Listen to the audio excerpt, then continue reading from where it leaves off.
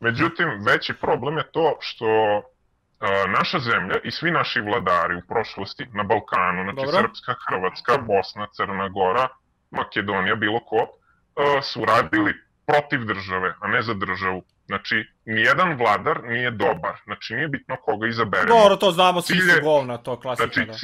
cilj je da omladina izabere da ona radi sama za sebe, a ne za državu.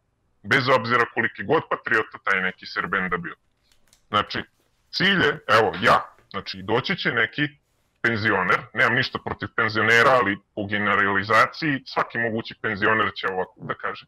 Znači, izdajnik, prodao se, radi za CIA-u, živi u svojoj zemlji, da se opravda, bla, bla, bla. Ali... Dobro, bolje raditi za CIA-u nego motati kablove tamo za 20.000. Od prilike. Samo cepaj, brate!